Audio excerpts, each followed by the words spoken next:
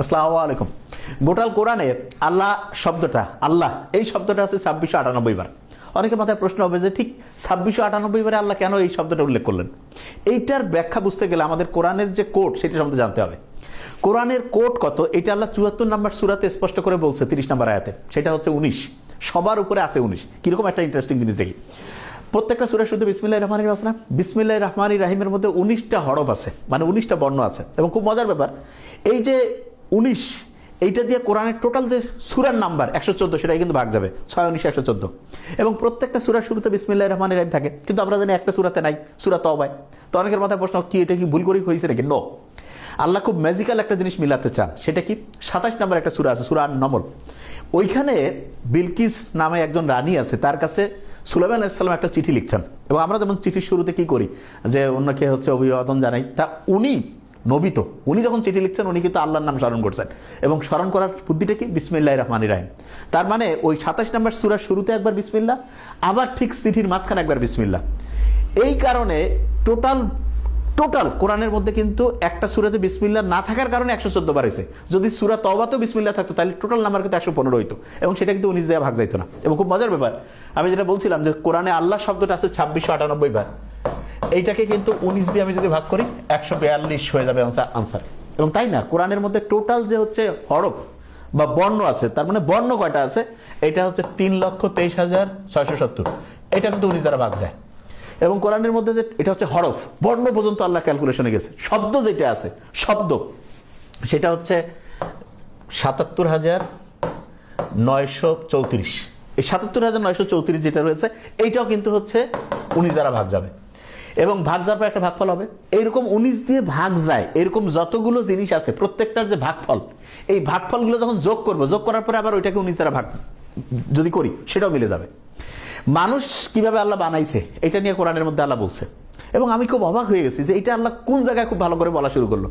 23 number সূরার মধ্যে, সূরা মুমিনুন 23 নং সূরা। এবং আমরা প্রত্যেকেই জানি যে মানুষের যে ক্রোমোসোম সংখ্যা সেটা কিন্তু 23 জোড়া। মানুষের ক্রোমোসোম সংখ্যা কত? 23 জোড়া। এবং মজার ব্যাপার, আল্লাহ গোটাল কোরআনের নারী শব্দটা এটা ব্যবহার করছে 23 বার, পুরুষ যে শব্দটা এটাও ব্যবহার করছে 23 বার। এবং এই যে 23 নাম্বার যে সূরা মুমিনুন, ওইখানে যে আল্লাহ মানুষ তৈরির রহস্য বলতেছে, সেই আয়াতটা যেই জায়গায় রাখছে সেটা হচ্ছে 12 থেকে 14 নম্বর আয়াত।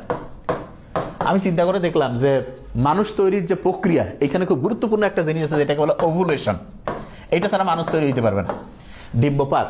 এবং এইটা সাধারণত মেডিকেল সায়েন্স অনুযায়ী 12 থেকে 14তম দিন হচ্ছে সবচেয়ে পারফেক্ট ওভুলেশনের জন্য।